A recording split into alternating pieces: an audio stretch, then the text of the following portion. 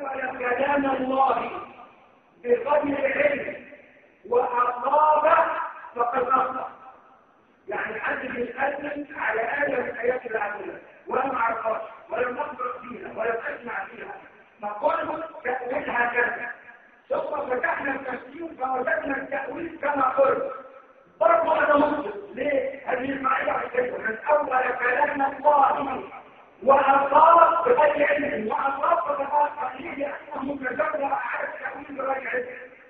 الجرأة على التأويل بغير علم فإنه يوجي بصاحبه والعياذ بالله بالخطأ. فيبقى الاستشهاد بالآيات، الاستشهاد بالآيات تأويل. يعني لما يجي حد يعمل حاجة وبعدين يقول له ايه؟ ولو كنت بأيديكم من التعليم كأني أخبرته أن هذا الأمر الذي يحدثني فيه هو بنص كلام الله تبارك وتعالى في بعض التعليم. إن الآية تقول ايه؟ وأنفقوا ولا تلقوا بأيديكم من التعليم، يعني أنفق لأنك لو لم تنفق كان ذلك تنقطع من التهلكة.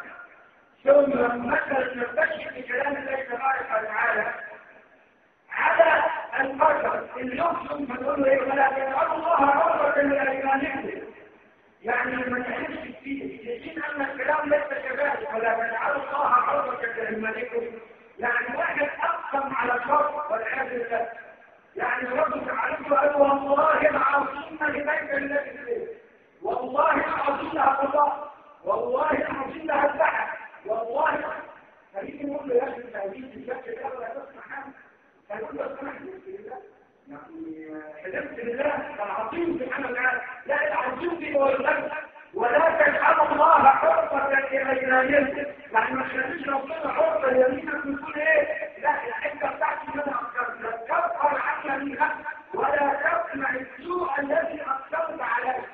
وانت لما تقول والله ما يرد في البيت هذا امر خطوه من شغل كلام الكفر وترجع بهذا الكلام هو ما يقول كبير الله يفعل.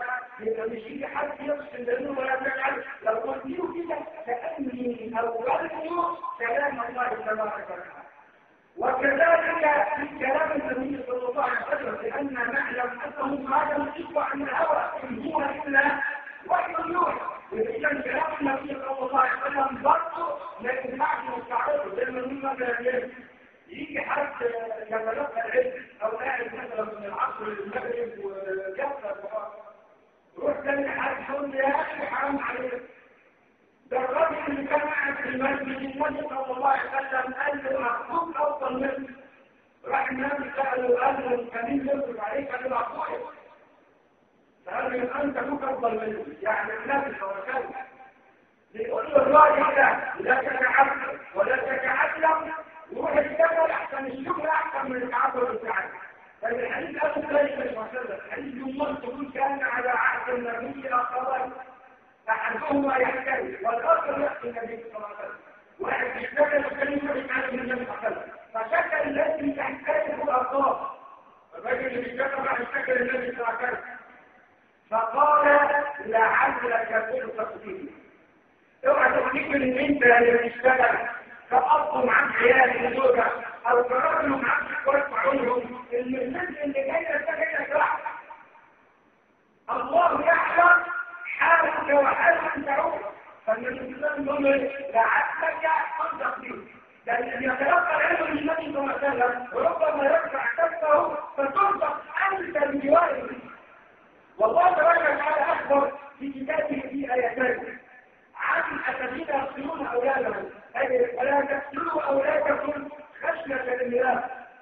ما تقتلوش أولادكم أو تمنعوا الحمل أو تحدثوا أو انظروا لحاجة لحد ما نفسك توجعك أو إلى ذلك.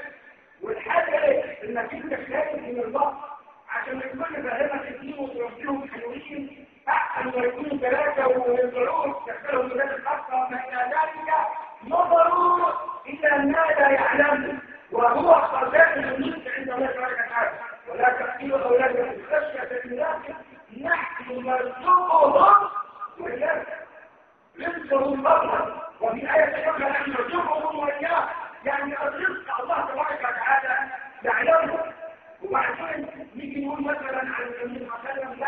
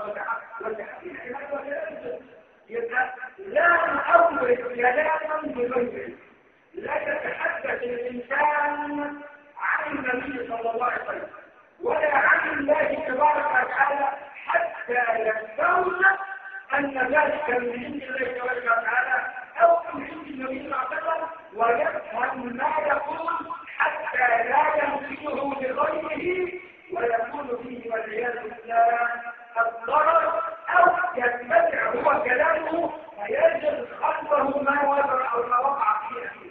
لكن عرفنا كلام الله تبارك وتعالى او كلام النبي صلى الله عليه وسلم يبقى بعد كده بلغوا عني ولو آية. بلغوا عني ولو آية. ما تعلم تبلغه لكن لا تبلغه الا بالحق حتى لا يكون بيننا